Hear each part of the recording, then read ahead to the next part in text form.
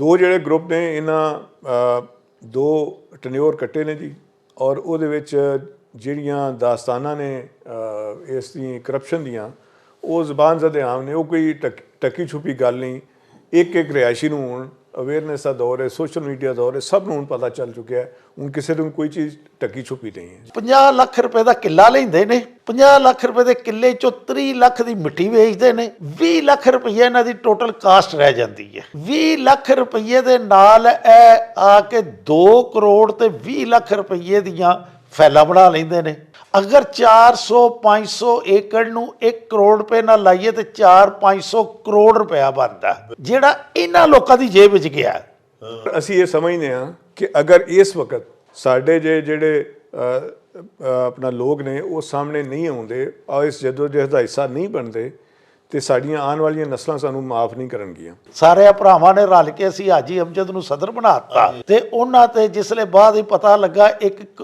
ਅਰਬ ਤੇ 31 ਕਰੋੜ ਦਾ ਉਹਨਾਂ ਤੇ ਕੇਸ ਹੈ ਜਿਹੜਾ ਐਂਟੀ ਕਰਪਸ਼ਨ ਵਿੱਚ ਪਿਆ ਹੈ ਜਿਹੜਾ ਉਹ ਹਾਈ ਕੋਰਟ ਦੇ ਸਟੇ ਤੇ ਚੱਲ ਰਹੇ ਨੇ ਉਹ ਰੋਜ਼ ਤਰੀਖਾਂ ਭੁਗਤਦੇ ਨੇ ਉਹਨਾਂ ਨੇ ਅਰਬ ਰੁਪਏ ਦੀ ਕਰਪਸ਼ਨ ਕੀਤੀ ਸੀ ਤੇ ਇਹਨਾਂ ਨੇ 500-600 ਕਰੋੜ ਦੀ ਜਿਹੜੀ ਹੈ ਨਾ ਕਰਪਸ਼ਨ ਕਰ ਲਈ ਜਿਹੜੇ ਬੰਦੇ ਮੋਟਰਸਾਈਕਲਾਂ ਤੇ ਫਿਰਨ ਵਾਲੇ ਸਨ ਉਹ 2.5 3-3 ਕਰੋੜ ਦੀਆਂ ਪਰਾਡੋ ਤੇ ਲੈਂਡ ਕਰੂਜ਼ਰਾਂ ਤੇ ਫਿਰਨ ਲੱਗ ਪਏ ਜਿਨ੍ਹਾਂ ਕੋਲ 10-10 ਮਰਲੇ ਦਾ ਘਰ ਸੀ ਉਹਨਾਂ ਨੇ 2-2 3-3 ਕਨਾਲਾਂ ਦੇ ਘਰ ਬਣਾਉਣੇ ਸ਼ੁਰੂ ਕਰਤੇ ਡੇਰੇ ਬਣਾਉਣੇ ਸ਼ੁਰੂ ਕਰਤੇ ਸਾਡੇ ਸਾਰੇ ਸਾਥੀਆਂ ਦਾ ਇਹ ਏਜੰਡਾ ਹੈ ਔਰ ਸਾਡੇ ਮਨਸ਼ੂਰ ਦਾ ਹਿੱਸਾ ਹੈ ਕਿ ਅਸੀਂ ਇਨਸ਼ਾ ਅੱਲਾਹ ਤਾਲਾ ਹਰ ਹੱਦ ਤੱਕ ਜਾਵਾਂਗੇ ਕਿ ਇਸ ਸੁਸਾਇਟੀ ਦਾ ਇੱਕ ਪਾਈ ਪੈਸਾ ਜਿਹੜਾ ਲੁੱਟਿਆ ਗਿਆ ਹੈ ਜਿਹੜਾ ਵਾਪਸ ਹੋ ਸਕਦਾ ਹੈ ਅਸੀਂ ਜ਼ਰੂਰ ਕਰਾਂਗੇ ਇਮਤਿਆਜ਼ ਸਾਈ ਸਾਹਿਬ ਨੇ ਉਸ ਰਜੀਮ ਦੇ ਉੱਤੇ 22 ਕੇਸ ਕੀਤੇ 22 ਕੇਸ ਕਰਪਸ਼ਨ ਦੇ ਜਦੋਂ ਕੈਪਟਨ ਖਾਲਦ ਸੁਲਤਾਨ ਛੱਡ ਕੇ ਗਿਆ ਉਦੋਂ 100 ਤੇ ਕੁਝ ਕਰੋੜ ਰੁਪਏ ਛੱਡ ਕੇ ਗਿਆ ਜਦੋਂ ਹਾਜੀ ਅਮਜਦ ਛੱਡ ਕੇ ਗਿਆ ਉਦੋਂ ਸਿਰਫ ਕਰੋੜ ਰਹਿ ਗਏ ਹੁਣ ਮੇਰਾ ਖਿਆਲ ਹੈ ਕਿ ਤੁਹਾਡੀ ਸੁਸਾਇਟੀ ਮਕਰੂਜ਼ ਹੋ ਰਹੀ ਹੈ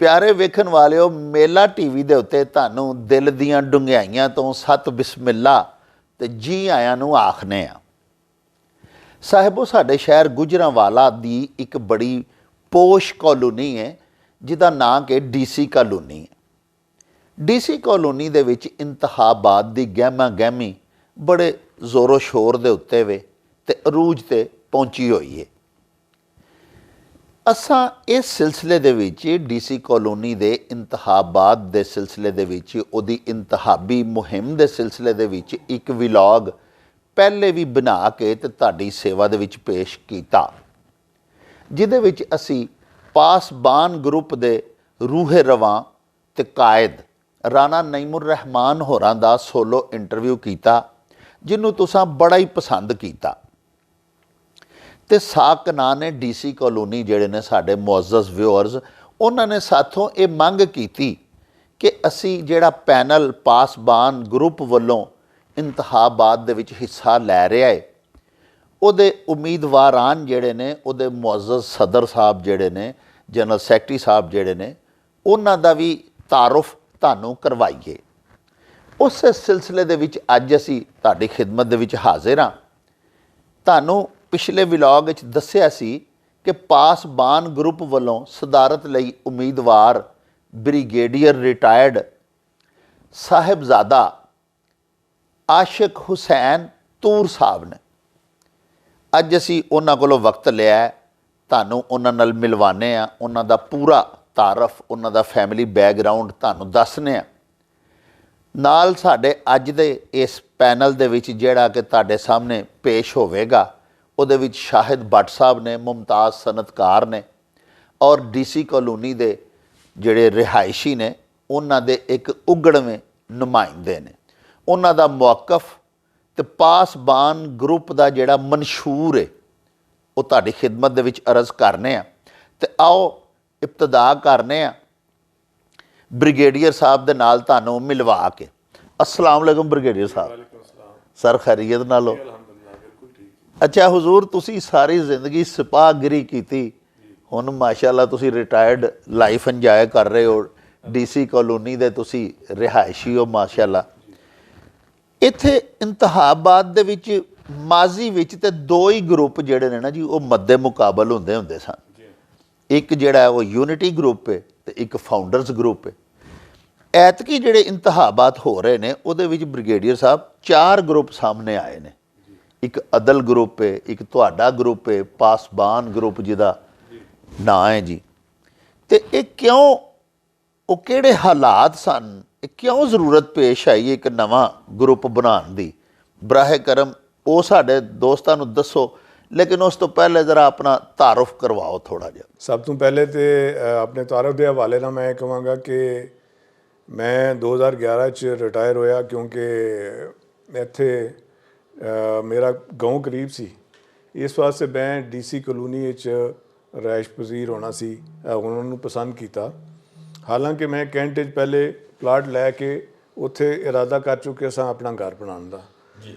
ਲੇਕਿਨ ਜੋ ਮੈਂ ਇੱਥੋਂ ਵਿਜ਼ਿਟ ਕੀਤਾ ਡੀਸੀ ਕਲੋਨੀ ਨੂੰ, ਤੇ ਇਹਦੀ ਸੜਕਾਂ, ਡਿਵੈਲਪਮੈਂਟ, ਪਾਰਕਸ ਔਰ ਦੂਸਰੀ ਜਿਹੜੀਆਂ ਸਹੂਲੀਅਤ ਸਨ ਨਾ, ਉਹਦੇ ਲਿਹਾਜ਼ ਨਾਲ ਮੈਨੂੰ ਇਹ ਬਹੁਤ ਬਿਹਤਰ ਲੱਗੀ ਜਦੋਂ ਮੈਂ ਇਹਦਾ ਮੁਆਜ਼ਨਾ ਕੀਤਾ ਫੇਜ਼ 2 ਦੇ ਨਾਲ ਜੀ। ਫਿਰ 2013 ਚ ਮੈਂ ਇੱਥੇ ਰਿਹਾਇਸ਼ ਬਣਾ ਕੇ ਤੇ ਸ਼ਿਫਟ ਹੋ ਗਿਆ ਜੀ, ਤੇ ਜੇਲਮ ਇਲਾਕੇ 'ਚ ਮੈਂ ਰਿਹਾਇਸ਼ ਅਖਤਿਆਰ ਕੀਤੀ ਜੀ। ਬੁਨਿਆਦੀ ਤੌਰ 'ਤੇ ਮੇਰਾ ਪਿੰਡ ਜੀ ਵਾਇਆਂਵਾਲੀ ਹੈ, ਔਰ ਇਹ ਸਾਹਿਬਜ਼ਾਦਿਆਂ ਦੀ ਵਾਇਆਂਵਾਲੀ ਦੇ ਨਾਂ ਤੋਂ ਮਸ਼ਹੂਰ ਹੈ, ਕਿਉਂਕਿ ਸਾਡੀ ਫੈਮਿਲੀ ਜਿਹੜੀ ਹੈ ਉਹਦਾ ਟਾਈਟਲ ਹੈ ਸਾਹਿਬਜ਼ਾਦਾ। ਤੇ ਵੈਸੇ ਤੇ ਪੂਰੇ ਪਾਕਿਸਤਾਨ ਵਿੱਚ ਇਹ ਫੈਮਿਲੀ ਫੈਲੀ ਹੈ, ਲੇਕਿਨ ਸਾਡਾ ਬੁਨਿਆਦੀ ਪਿੰਡ ਔਰ ਮਰਕਜ਼ ਵਾਇਆਂਵਾਲੀ ਹੈ। ਤੇ ਮੈਂ 32-33 ਸਾਲ ਫੌਜ ਦੀ ਨੌਕਰੀ ਕੀਤੀ ਜੀ। ਗੁਜਰਾਂਵਾਲਾ ਵੀ ਮੇਰੀ ਪੋਸਟਿੰਗ ਰਹੀ, ਔਰ ਫਿਰ ਸਿਆਲਕੋਟ ਤੋਂ ਮੈਂ ਰਿਟਾਇਰ ਹੋ ਕੇ ਮੈਂ ਇੱਥੇ ਰਿਹਾਇਸ਼ ਪਜ਼ੀਰ ਹੋਇਆ। ਦੂਸਰਾ ਸਵਾਲ ਤੁਹਾਡਾ ਜਿਹੜਾ ਸੀ ਕਿ ਇਹ ਗਰੁੱਪਸ ਜਿਹੜੇ ਨਵੇਂ ਬਣੇ ਨੇ, ਇਹਨਾਂ ਦੀ ਬੁਨਿਆਦੀ ਵਜ੍ਹਾ ਕੀ ਹੈ? ਹਾਂ ਜੀ, ਇਹ ਬੜਾ ਜੈਨੂਅਨ ਸਵਾਲ ਹੈ ਕਿ 2 ਗਰੁੱਪ ਜਿਹੜੇ ਨੇ, ਉਹਨਾਂ ਜਿਹੜੇ ਪੁਰਾਣੇ ਮੌਜੂਦ ਨੇ ਔਰ ਪਿਛਲੇ ਕਈ ਸਾਲਾਂ ਤੋਂ ਵਾਰੀ ਇਲੈਕਸ਼ਨ ਲੜ ਕੇ ਤੇ ਇਕਤਦਾਰ ਵਿੱਚ ਆ ਰਹੇ ਨੇ, ਇਖਤਿਆਰਾਤ ਦਾ ਇਸਤੇਮਾਲ ਕਰ ਰਹੇ ਨੇ। ਆਖਰ ਕੀ ਵਜ੍ਹਾ ਸੀ ਕਿ ਇਹ ਨਵੇਂ ਗਰੁੱਪਾਂ ਦੀ ਤਸ਼ਕੀਲ ਦੀ ਜ਼ਰੂਰਤ ਪਈ ਜੀ? ਉਹਦੀ ਬੁਨਿਆਦੀ ਵਜ੍ਹਾ ਸਿਰਫ ਅਗਰ ਇੱਕ ਲਫ਼ਜ਼ ਜਾਂ ਇੱਕ ਫਿਕਰੇ 'ਚ ਬਿਆਨ ਕਰਾਂ ਤਾਂ ਇਹ ਸੀ ਕਿ ਜ਼ਾਤੀ ਮਫਾਦ ਦੇ ਵਿੱਚ ਲੋਕ ਇਸ ਹੱਦ ਤੱਕ ਅੱਗੇ ਚਲੇ ਗਏ ਸਨ ਕਿ ਸੁਸਾਇਟੀ ਦੀ ਤਬਾਹੀ ਦੀ ਲਿੰਚ ਲੈ ਆਏ ਨੇ ਜੀ, ਯਾਨੀ ਕਰਪਸ਼ਨ। 2 ਜਿਹੜੇ ਗਰੁੱਪ ਨੇ, ਇਹਨਾਂ 2 ਟਨਿਓਰ ਕੱਟੇ ਨੇ ਜੀ, ਔਰ ਉਹਦੇ ਵਿੱਚ ਜਿਹੜੀਆਂ ਦਾਸਤਾਨਾਂ ਨੇ ਇਸ ਦੀ ਕਰਪਸ਼ਨ ਦੀਆਂ, ਉਹ ਜ਼ਬਾਨ ਜ਼ਦੇ ਆਮ ਨੇ, ਉਹ ਕੋਈ ਟੱਕੀ ਛੁਪੀ ਗੱਲ ਨਹੀਂ। ਇੱਕ ਰਿਹਾਇਸ਼ੀ ਨੂੰ ਹੁਣ ਅਵੇਅਰਨੈਸ ਦਾ ਦੌਰ ਹੈ, ਸੋਸ਼ਲ ਮੀਡੀਆ ਦੌਰ ਹੈ, ਸਭ ਨੂੰ ਹੁਣ ਪਤਾ ਚੱਲ ਚੁੱਕਿਆ ਹੈ, ਹੁਣ ਕਿਸੇ ਨੂੰ ਕੋਈ ਚੀਜ਼ ਟੱਕੀ ਛੁਪੀ ਨਹੀਂ ਹੈ ਜੀ। ਤੇ ਅਸੀਂ ਵੀ ਆਮ ਸ਼ਹਿਰੀਆਂ ਦੀ ਤਰ੍ਹਾਂ, ਜਿਸ ਤਰ੍ਹਾਂ ਇੱਕ ਤੇ ਸੀਨੀਅਰ ਸਿਟੀਜ਼ਨ, ਦੂਸਰਾ ਇਹ ਸੀ ਕਿ ਘਰ ਤੋਂ ਮਸਜਿਦ ਤੋਂ ਘਰ ਤੇ ਆਪਣਾ ਕੰਮ ਥੋੜੀ ਬਹੁਤ ਕਾਸ਼ਤਕਾਰੀ ਰੱਖੀ ਹੈ ਔਰ ਉਹਦੇ ਮਸ਼ਗੂਲ ਰਹਿਣਾ। ਤੇ ਡੀਸੀ ਕਲੋਨੀ ਦੇ ਮਾਮਲਾ ਤੋਂ ਬਿਲਕੁਲ ਲਾ ਤਲਕ ਕੋਈ ਨਹੀਂ ਜੀ, ਬਸ ਠੀਕ ਹੈ, ਮਾਮਲਾ ਚੱਲ ਰਹੇ ਨੇ। ਤਾਂ ਵਕਤੇ ਕਿ ਇਹ ਕਰਪਸ਼ਨ ਦੀਆਂ ਦਾਸਤਾਨਾਂ ਇਸ ਹੱਦ ਤੱਕ ਡਿਸਟਰਬਿੰਗ ਸਨ ਕਿ ਮੈਂ ਬੜਾ ਮੁਸਤਰਬ ਹੋਇਆ ਕਿ ਇਹ ਕੁਛ ਕਰਨਾ ਚਾਹੀਦਾ। ਫਿਰ 2022 ਵਿੱਚ ਫਰਵਰੀ 'ਚ ਅਸੀਂ ਇੱਕ ਆਪਣੇ ਆਮ ਖਿਆਲ ਲੋਕਾਂ ਦੀ ਇੱਕ ਮੀਟਿੰਗ ਬੁਲਾਈ, ਤੇ ਉਹਨਾਂ ਉਸੇ ਮੀਟਿੰਗ ਵਿੱਚ ਹੀ, ਪਹਿਲੀ ਮੀਟਿੰਗ ਵਿੱਚ ਹੀ ਮੈਨੂੰ ਮੁਤਫਿਕਾ ਤੌਰ 'ਤੇ ਸਦਰ ਚੁਣ ਲਿਆ ਜੀ। ਅਸੀਂ ਉਸ ਗਰੁੱਪ ਦਾ ਨਾਮ ਰੱਖਿਆ ਸੀ ਇਖਲਾਸ ਗਰੁੱਪ। ਔਰ ਫਿਰ ਇਲੈਕਸ਼ਨ ਜਦੋਂ ਕਰੀਬ ਆਏ ਤੇ ਫਿਰ ਆਪਣੇ ਸਾਥੀਆਂ ਨੇ ਮੇਰੇ ਤੇ ਦਬਾਅ ਪਾਉਣਾ ਸ਼ੁਰੂ ਕਰ ਦਿਆ ਕਿ ਐਕਟਿਵ ਹੋ, ਇਹ ਇਲੈਕਸ਼ਨ ਦੇ ਵਿੱਚ ਕੋਈ ਨਾ ਕੋਈ ਪਾਰਟ ਅਦਾ ਕਰੀਏ। ਮੇਰਾ ਓਰੀਜਨਲ ਨਜ਼ਰੀਆ ਇਹ ਸੀ ਕਿ ਅਸੀਂ ਇੱਕ ਪ੍ਰੈਸ਼ਰ ਗਰੁੱਪ ਬਣਾ ਕੇ ਇਹ ਲੋਕ ਜਿਹੜੇ ਕਰਪਸ਼ਨ ਦੇ ਵਿੱਚ ਇਨਵਾਲਵ ਨੇ, ਬਦ ਇੰਤਜ਼ਾਮੀ 'ਚ ਇਨਵਾਲਵ ਨੇ, ਇਹਨਾਂ ਨੂੰ ਬੇਸਿਕਲੀ ਚੈੱਕ ਕਰੀਏ, ਉਹਨਾਂ ਨੂੰ ਚੈਲੰਜ ਕਰੀਏ। ਇਲੈਕਸ਼ਨ ਲੜਨ ਦਾ ਕੋਈ ਇਰਾਦਾ ਨਹੀਂ ਸੀ, ਕਿਉਂਕਿ ਅਸੀਂ ਇੱਕ ਛੋਟਾ ਗਰੁੱਪ ਸਾਂ ਔਰ ਸਾਡੇ ਵਾਸਤੇ ਮੁਮਕਿਨ ਨਹੀਂ ਸੀ ਜੀ। ਫਿਰ ਇਹ ਇਸਲਾਹ ਮਸ਼ਵਰੇ ਸ਼ੁਰੂ ਹੋਏ ਤੇ ਪਤਾ ਲੱਗਾ ਕਿ 2-3 ਗਰੁੱਪ ਬਿਲਕੁਲ ਇਸੇ ਖਿਆਲਾਤ, ਇਸੇ ਆਈਡੀਆਲੋਜੀ, ਇਸੇ ਨਜ਼ਰੀਏ ਤੇ ਸੋਚ ਵਿਚਾਰ ਕਰ ਰਹੇ ਨੇ, ਤੇ ਉਹਨਾਂ ਨਾਲ ਮੁਸ਼ਾਵਰਤ ਸ਼ੁਰੂ ਹੋ ਗਈ ਕਿ ਜੀ ਅੱਛਾ ਕੀ ਕੀਤਾ ਜਾਏ। ਬਹਰਹਾਲ ਕਿੱਸਾ ਮੁਖਤਸਰ ਕਿ ਅਸੀਂ ਪਤਾ ਲੱਗਾ ਕਿ ਰਾਣਾ ਨੀਮਰ ਰਹਿਮਾਨ ਸਾਹਿਬ ਜਿਹੜੇ ਨੇ ਉਹ ਗਰੁੱਪ ਤਸ਼ਕੀਲ ਕਰਨ ਵਾਸਤੇ ਮੁਤਹਰਕ ਨੇ ਜੀ। ਮੈਂ ਪਰਸਨਲੀ ਐਸੇ ਉਹਨਾਂ ਦੇ ਦਫ਼ਤਰ ਕੋਲ ਚੱਲ ਕੇ ਉਹਨਾਂ ਕੋਲ ਗਿਆ, ਬਾਕੀ ਸਾਥੀਆਂ ਦੇ ਨਾਲ। ਉਹਨਾਂ ਨੇ ਰਿਕੁਐਸਟ ਕੀਤੀ ਕਿ ਜਨਾਬ ਤੁਸੀਂ ਤਜਰਬਾ ਵੀ ਰੱਖਦੇ ਹੋ, ਸਿਆਸੀ ਬਸੀਰਤ ਵੀ ਹੈ, ਔਰ ਇਹਨਾਂ ਮਾਮਲਾ ਨੂੰ ਬਹੁਤ ਅੱਛੇ ਤਰੀਕੇ ਨਾਲ ਸਮਝਦੇ ਹੋ ਜੀ। ਔਰ ਤੁਹਾਡੀ ਸ਼ਖਸੀਅਤ ਐਸੀ ਵੀ ਹੈ ਕਿ ਜਿਹਦੇ ਤੇ ਅਸੀਂ ਸਾਰੇ ਮੁਤਫਿਕ ਹਾਂ, ਸਾਡਾ ਇਤਮਾਦ ਹੈ ਕਿ ਹਾਂ ਕਿ ਤੁਸੀਂ ਬੜੇ ਅੱਛੇ ਤਰੀਕੇ ਨਾਲ ਇਹਨਾਂ ਮਾਮਲਾ ਤੋਂ ਵਿੱਚ ਸਾਨੂੰ ਲੀਡ ਕਰ ਸਕਦੇ ਹੋ। ਉਹਨਾਂ ਆਪਣੀ ਜ਼ਾਤੀ ਵਜੂਹਾਤ ਦੀ ਵਜ੍ਹਾ ਤੋਂ ਮਾਜ਼ਰਤ ਕੀਤੀ ਔਰ ਲੇਕਿਨ ਅਸਾਂ ਉਹਨਾਂ ਨੂੰ ਇੱਥੇ ਨਹੀਂ ਛੱਡਿਆ। ਅਸਾਂ ਕਿਹਾ ਜੀ ਅਗਰ ਤੁਸੀਂ ਖੁਦ ਨਹੀਂ ਲੜਨਾ ਤੇ ਤੁਸੀਂ ਜ਼ਰੂਰ ਸਾਨੂੰ ਕੋਈ ਐਸਾ ਬੰਦਾ, ਕੋਈ ਐਸਾ ਪੈਨਲ ਦਿਓ ਜਿਹੜਾ ਬੇਦਾਗ ਹੋਵੇ, ਅਸੀਂ ਉਹਦੀ ਬਲਾ ਮਸ਼ਰੂਤ ਬਗੈਰ ਸ਼ਰਤ ਤੇ ਅਸੀਂ ਉਹਨਾਂ ਦੀ ਸਪੋਰਟ ਕਰਾਂਗੇ, ਉਹਨਾਂ ਨੂੰ ਵੋਟ ਕਰਾਂਗੇ, ਉਹਨਾਂ ਅਸੀਂ ਸਟਰਗਲ ਕਰਾਂਗੇ। ਇਸ ਜਦੋਜਹਿਦ ਦੇ ਨਤੀਜੇ 'ਚ ਪਹਿਲੇ ਕੁਝ ਸਾਥੀ ਇਹਨਾਂ ਦੇ ਨਾਲ ਮਿਲੇ, ਨਾਮਜ਼ਦ ਹੋਏ, ਲੇਕਿਨ ਉਹ ਮਤਲਬ ਉਡਾਰੀ ਮਾਰ ਕੇ ਦੂਸਰੇ ਪਾਸੇ ਚਲੇ ਗਏ ਸੌਦੇਬਾਜ਼ੀ ਦੇ ਨਤੀਜੇ 'ਚ ਗੱਲ ਬਣ। ਮੈਂ ਉਸੇ ਮਜ਼ੀਦ ਰੋਸ਼ਨੀ ਨਹੀਂ ਡਾਲਾਂਗਾ ਕਿਉਂਕਿ ਉਹ ਹਰ ਬੰਦੇ ਨੂੰ ਪਤਾ ਹੈ। ਫਿਰ ਰਾਣਾ ਸਾਹਿਬ ਨੇ ਸਾਰੇ ਗਰੁੱਪ ਦੀ ਮਸ਼ਾਵਰਤ ਨਾਲ, 4 ਛੋਟੇ ਗਰੁੱਪ ਜਿਹੜੇ ਇਕੱਠੇ ਹੋਏ ਸਨ, ਉਹਨਾਂ ਦੀ ਮਸ਼ਾਵਰਤ ਨਾਲ ਮੈਨੂੰ ਕਿਹਾ ਜੀ ਕਿ ਤੁਸੀਂ ਇਹ ਜਿਹੜਾ ਨਾ ਪੰਡ ਆਪਣੇ ਸਿਰ ਚੁੱਕੋ। ਮੈਂ ਉਸ ਤੋਂ ਪਹਿਲੇ 2 ਦਫਾ ਰਾਣਾ ਸਾਹਿਬ ਨਾਲ ਜ਼ਾਤੀ ਤੌਰ ਤੇ ਮਾਜ਼ਰਤ ਕਰ ਚੁੱਕਿਆ ਸਾਂ ਔਰ ਮੈਂ ਕਿਹਾ ਜੀ ਮੈਂ ਨਾ ਸਿਆਸੀ ਤੌਰ ਤੇ ਨਾ ਜਿਸਮਾਨੀ, ਜ਼ਹਿਨੀ, ਮਾਸ਼ੀ ਕਿਸੇ ਤਰੀਕੇ ਨਾਲ ਮੈਂ ਇਸ ਵਾਸਤੇ ਪੂਰੀ ਤਰ੍ਹਾਂ ਨਾ ਤਿਆਰ ਹਾਂ, ਨਾ ਸ਼ਾਇਦ ਕਾਬਲ ਹਾਂ। ਉਹਨਾਂ ਮੈਨੂੰ ਬੜਾ ਹੌਸਲਾ ਦਿੱਤਾ ਕਿ ਨਹੀਂ ਤੁਸੀਂ ਸਿਰਫ ਜ਼ਹਿਨੀ ਤੌਰ ਤੇ ਇਸ ਵਾਸਤੇ ਤਿਆਰ ਹੋ, ਬਾਕੀ ਜ਼ਿੰਮੇਵਾਰੀਆਂ ਇਨਸ਼ਾਅੱਲਾ ਅਸੀਂ ਸਾਰੇ ਸਾਥੀ ਬਾਂਟ ਕੇ ਪੂਰੀਆਂ ਕਰ ਲਾਂਗੇ ਜੀ।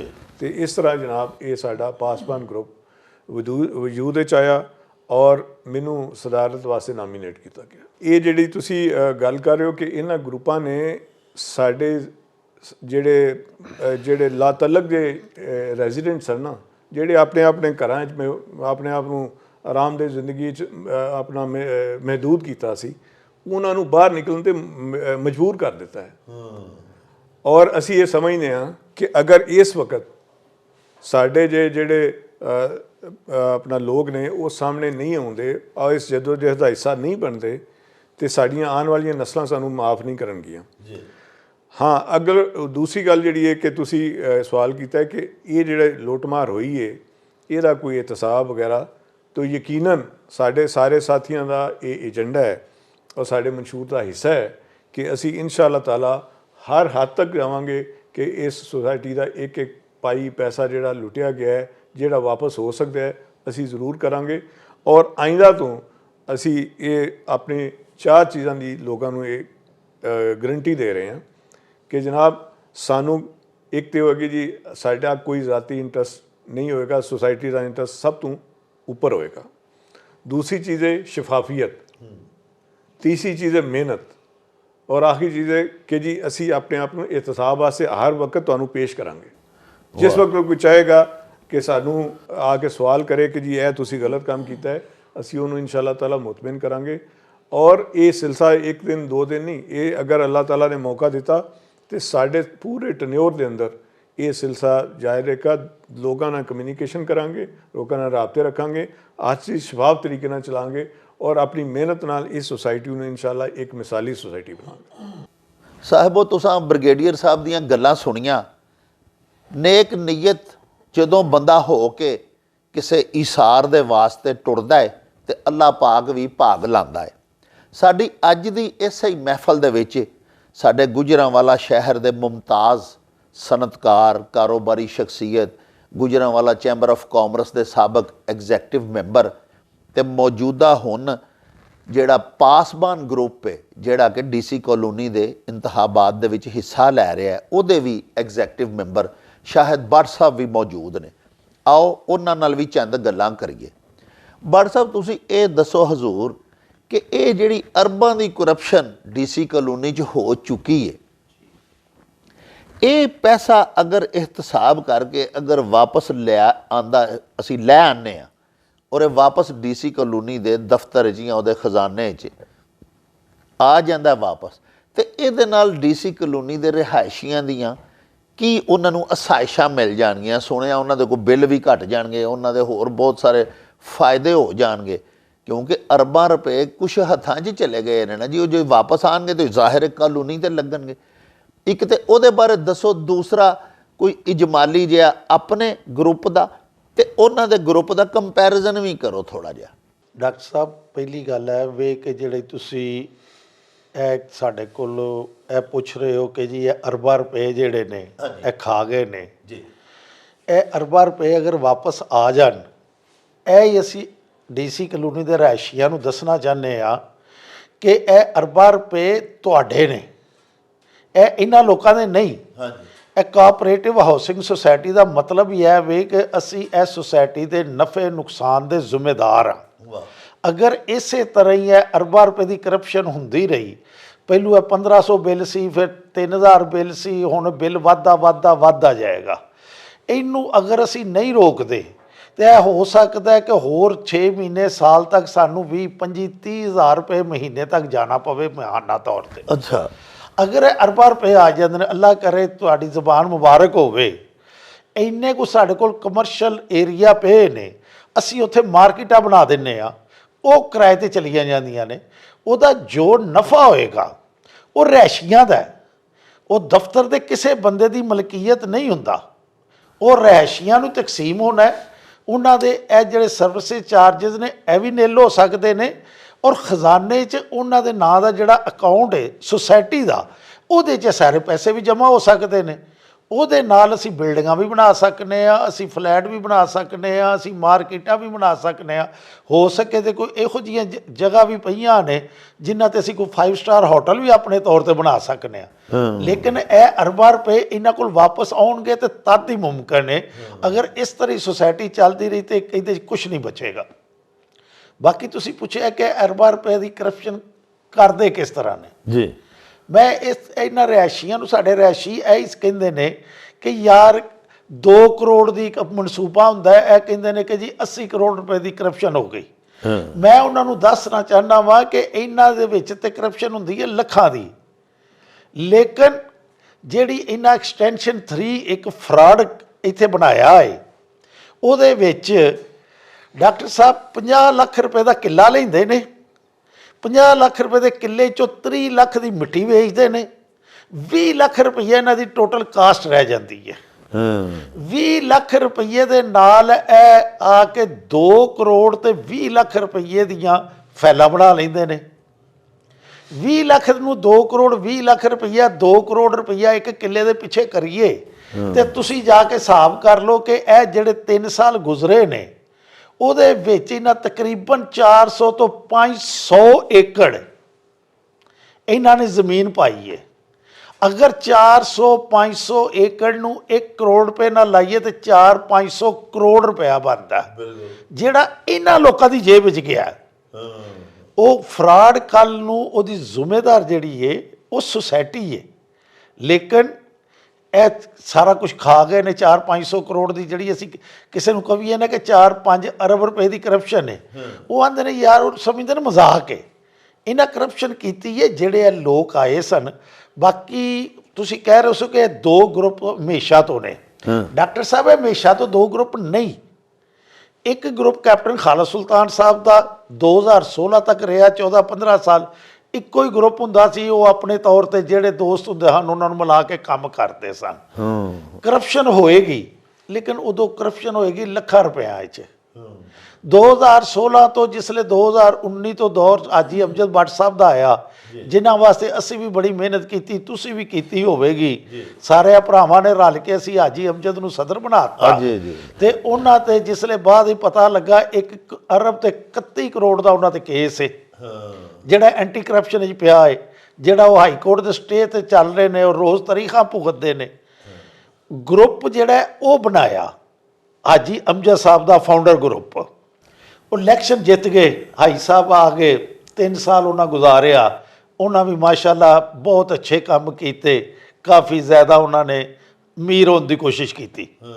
ਉਸ ਤੋਂ ਬਾਅਦ ਫਿਰ ਜਿਸਲੇ 2019 ਆਇਆ, ਆਤਫ ਚੀਮਾ ਸਾਹਿਬ ਹਾਜੀ ਅਮਜਦ ਸਾਹਿਬ ਦੇ ਨਾਲ ਜਨਰਲ ਸੈਕਟਰੀ ਸਨ।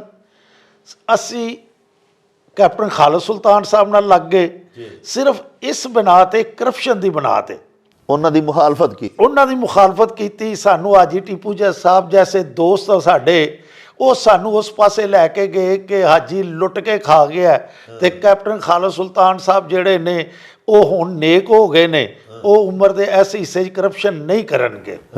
ਲੇਕਿਨ ਹਾਜੀ ਟੀਪੂ ਸਾਹਿਬ 3 ਸਾਲ ਸਾਡੇ ਕੋਲ, ਮੈਨੂੰ ਜ਼ਾਤੀ ਤੌਰ ਤੇ ਕੈਪਟਨ ਖਾਲਦ ਸੁਲਤਾਨ ਸਾਹਿਬ ਦੇ ਨਾਲ ਨੱਥੀ ਕਰਨੇ 'ਚ ਹਾਜੀ ਟੀਪੂ ਸਾਹਿਬ ਦਾ ਬਹੁਤ ਬੜਾ ਹੱਥ ਹੈ। ਉਹਨਾਂ ਦਾ ਕਿਰਦਾਰ ਉਹ ਮੇਰੇ ਘਰ ਆਏ, ਮੈਂ ਕੈਪਟਨ ਸਾਹਿਬ ਨੂੰ ਕਦੀ ਨਹੀਂ ਸਾਂ ਜਾਣਦਾ, ਮੈਂ ਉਮਰੇ ਤੇ ਜਾ ਰਿਹਾ ਸਾਂ, ਮੈਂ ਰਸਤੇ 'ਚ ਲਾਹੌਰ ਦੇ ਰਸਤੇ ਸਾਂ, ਜਦੋਂ ਮੈਨੂੰ ਹਾਜੀ ਟੀਪੂ ਸਾਹਿਬ ਦਾ ਫੋਨ ਆਇਆ, ਉਹਨਾਂ ਕੈਪਟਨ ਖਾਲਦ ਸੁਲਤਾਨ ਸਾਹਿਬ ਨਾਲ ਮੇਰੀ ਗੱਲਬਾਤ ਕਰਾਈ ਤੇ ਮੈਨੂੰ ਉਹਨਾਂ ਨੇ ਇਹ ਕਿਹਾ ਕਿ ਹਾਜੀ ਅਮਜਦ ਜਿਹੜਾ ਕਰਪਟ ਆਦਮੀ ਦੁਨੀਆ ਦੇ ਕੋਨੀ, ਉਹ ਅਰਬਾਂ ਰੁਪਏ ਲੁੱਟ ਕੇ ਖਾ ਗਿਆ। ਤੇ ਅਸੀਂ ਹਾਜੀ ਟੀਪੂ ਸਾਹਿਬ, ਕਿਉਂਕਿ ਸਾਡੀ ਯਾਰੀ ਦੋਸਤੀ ਹੈ, ਸਾਡਾ ਤਲਕ ਹੈ, ਅਸੀਂ ਉਹਨਾਂ ਦੀ ਗੱਲ ਮੰਨਦਿਆਂ ਹੋਇਆਂ ਅਸੀਂ ਕੈਪਟਨ ਖਾਲਦ ਸੁਲਤਾਨ ਦੇ ਨਾਲ ਲੱਗ ਗਏ ਜੀ। ਅਸਾਂ ਫਿਰ ਦਿਨ ਰਾਤ ਮਿਹਨਤ ਕੀਤੀ। ਹਾਜੀ ਅਮਜਦ ਸਾਹਿਬ ਹਾਰ ਗਏ ਤੇ ਆਤਫ ਚੀਮਾ ਸਾਹਿਬ ਜਿੱਤ ਗਏ, ਉਧਰੋਂ ਕੈਪਟਨ ਖਾਲਦ ਸਾਹਿਬ ਜਿੱਤ ਗਏ, 4-5 ਐਗਜ਼ੈਕਟਿਵ ਮੈਂਬਰ ਸਾਡੇ ਜਿੱਤ ਗਏ, 4-5 ਉਹਨਾਂ ਦੇ ਜਿੱਤ ਗਏ। ਜਿਸਲੇ ਉਹ ਜਿਤਾ ਕੇ ਗਏ, 1 ਸਾਲ ਤੱਕ ਤੇ ਇਹਨਾਂ ਦੀ ਆਪਸ ਵਿੱਚ ਚਪਕਲਸ਼ ਰਹੀ, ਇਹ ਗਰੁੱਪ ਨਾ ਮਿਲ ਸਕੇ। ਅਚਾਨਕ ਜਿਹੜਾ 1 ਸਾਲ 1.5 ਸਾਲ ਤੋਂ ਬਾਅਦ ਇਹਨਾਂ ਦੀਆਂ ਕੀ ਆਪਸ ਵਿੱਚ ਮੀਟਿੰਗ ਹੋਈ ਏ, ਉਸ ਤੋਂ ਬਾਅਦ ਫਿਰ ਜਿਹੜਾ ਇੱਕ ਐਗਜ਼ੈਕਟਿਵ ਮੈਂਬਰ ਜਿਹਦੇ ਕੋਲ 70 80 ਹਜ਼ਾਰ ਦੀ ਗੱਡੀ ਸੀ, ਉਹਨਾਂ 70 80 ਲੱਖ ਦੀਆਂ ਇਕੱਠੀਆਂ 5 ਬੰਦਿਆਂ ਨੇ ਜਿਸਲੇ ਫੈਲਾ ਵੇਚੀਆਂ ਏਕੜਾਂ ਵਾਲੀਆਂ, ਤੇ ਜਾ ਕੇ ਸਪੋਟੇ ਜਾ ਕੇ ਇੱਕ ਸ਼ੋਰੂਮ ਦੇ ਉੱਤੋਂ 5 ਗੱਡੀਆਂ, ਇੱਕ ਗਰੁੱਪ, ਏਕੜ ਗਰੁੱਪ ਮੈਂ ਉਹਨਾਂ ਨੂੰ ਕਹਿਣਾ ਵਾ, ਉਹ ਏਕੜ ਗਰੁੱਪ ਵਾਲਿਆਂ ਨੇ ਜਾ ਕੇ 5 ਸਪੋਟੇਜ ਉੱਥੋਂ ਖਰੀਦੀਆਂ।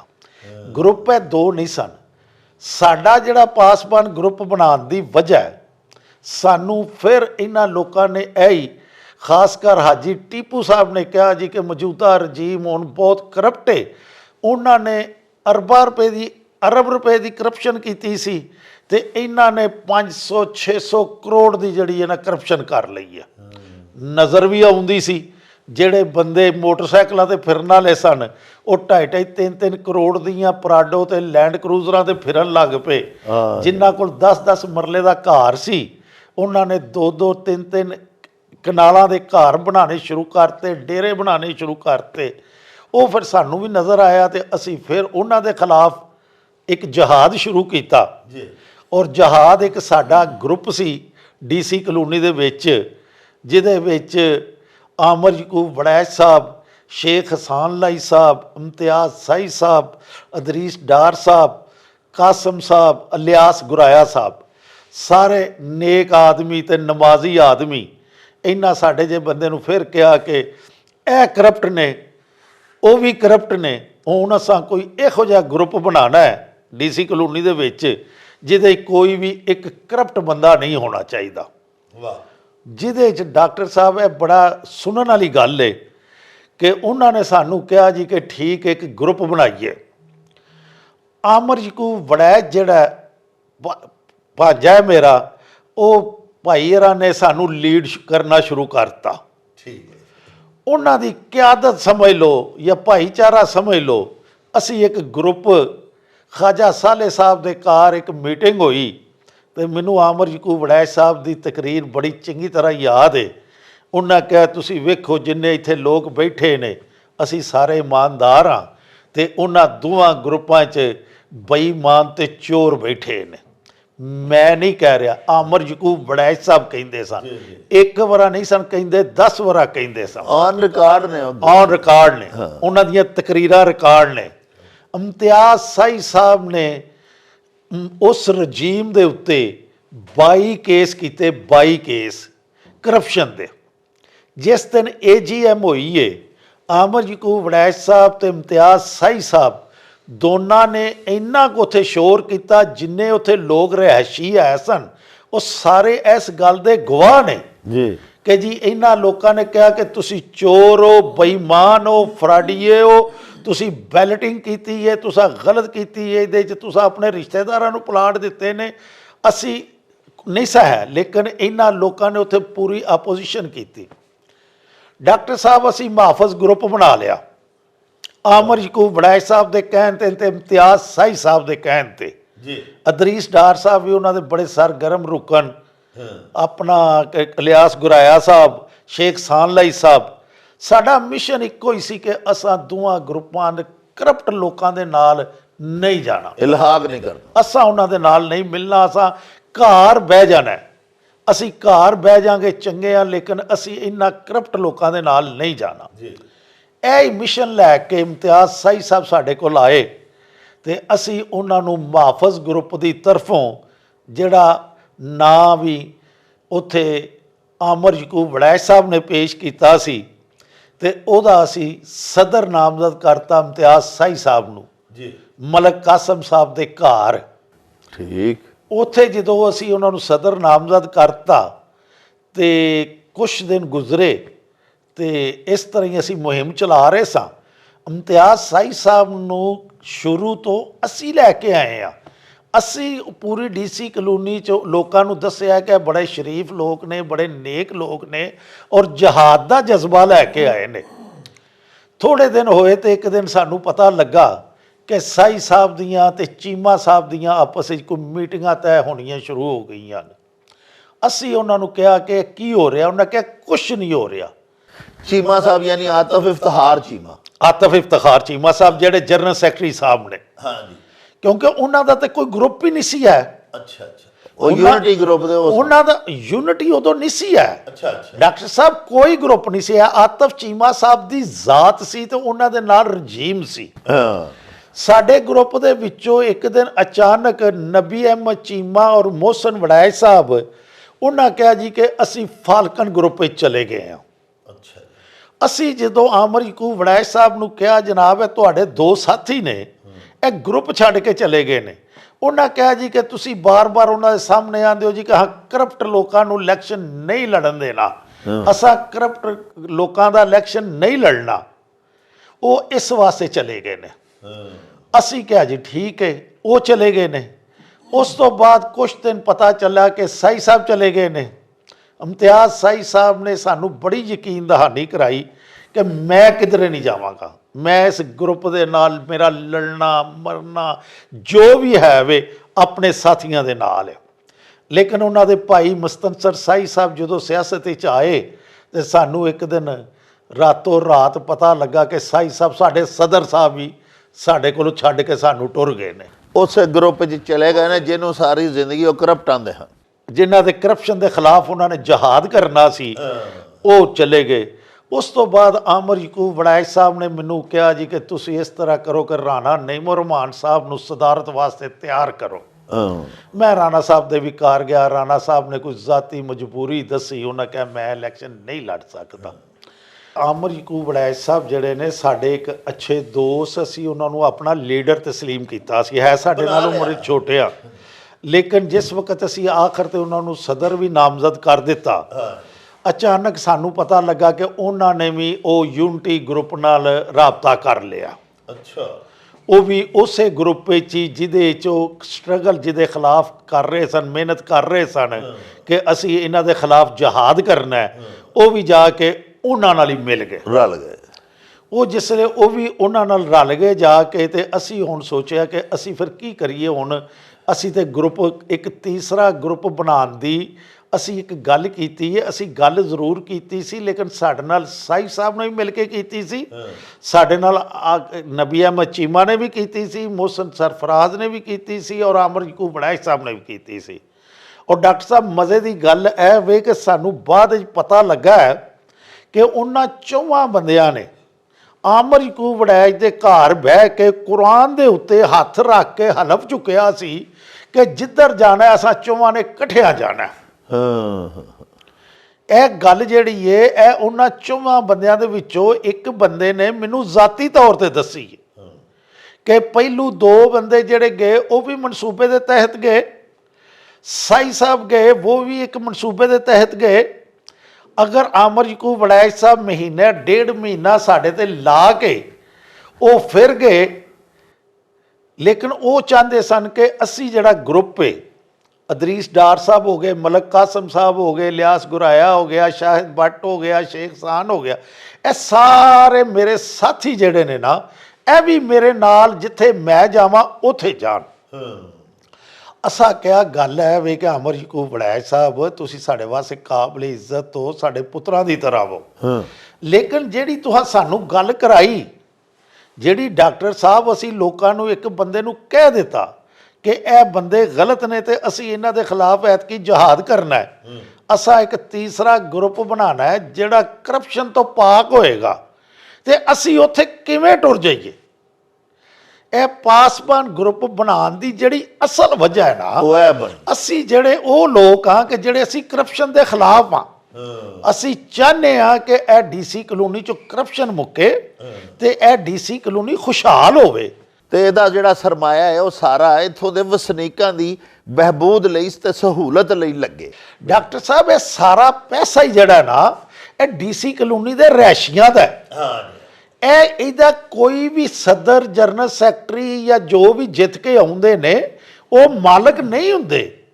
ਇਹਨਾਂ ਦਾ ਪੈਸਾ, ਜਿਹਦਾ 5 ਮਰਲੇ ਦਾ ਘਰ ਹੈ ਉਹ ਵੀ ਆਪਣੇ ਹਿੱਸੇ ਦਾ ਮਾਲਕ ਹੈ, 10 ਮਰਲੇ ਵਾਲਾ ਵੀ ਮਾਲਕ ਹੈ, 2 ਕਨਾਲ ਵਾਲਾ ਵੀ ਮਾਲਕ ਹੈ। ਇਹਦਾ ਜਿੰਨੀ ਜਗ੍ਹਾ ਹੈ ਉਹ ਹਿਸਾਬ ਨਾਲ ਹਿੱਸਾ ਹੈ। ਅਸੀਂ ਜਦੋਂ ਕੈਪਟਨ ਖਾਲਦ ਸੁਲਤਾਨ ਛੱਡ ਕੇ ਗਿਆ ਉਦੋਂ 100 ਤੇ ਕੁਛ ਕਰੋੜ ਰੁਪਏ ਛੱਡ ਕੇ ਗਿਆ।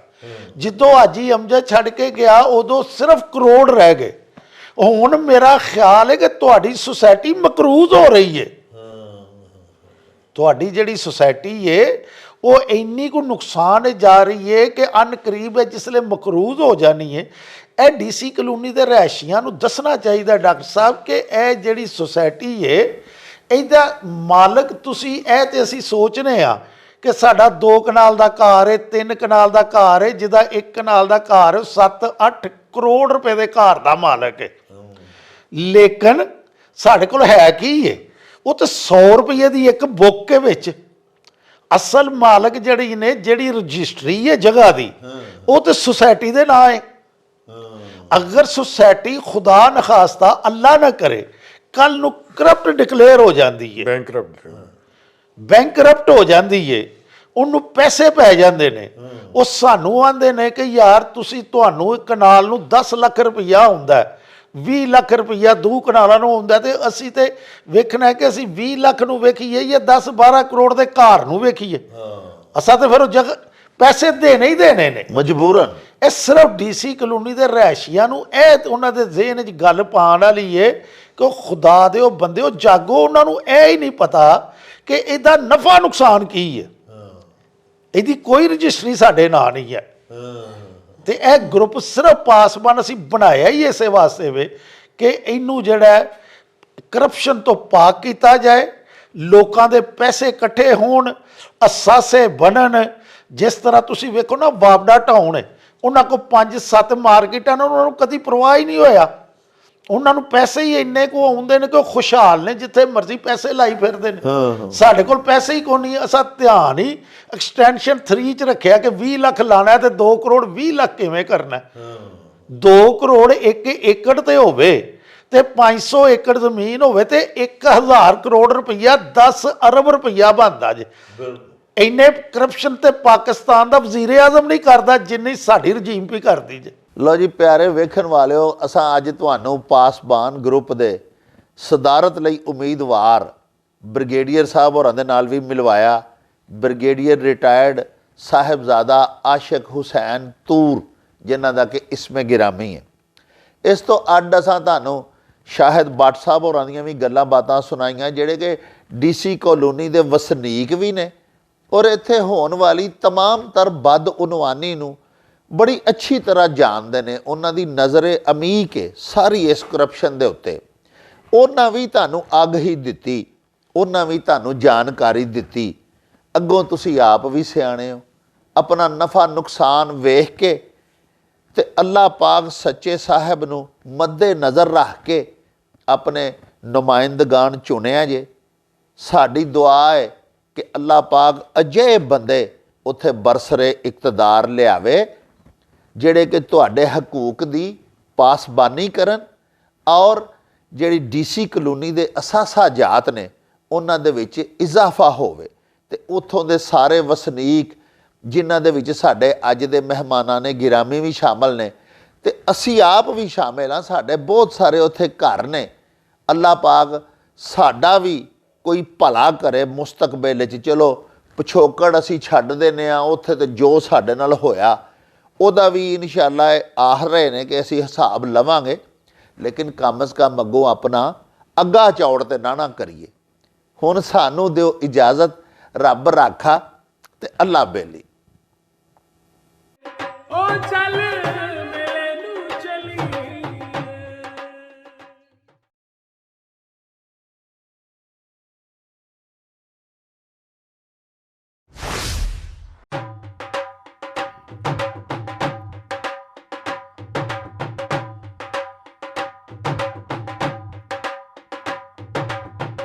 रौनक हो जाऊं छट में चल मेले नू चलिए ओ रौनक हो जाऊं छट में चल मेले नू चलिए मल्ला कट कुड़ते दे वट में चल मेले नू चलिए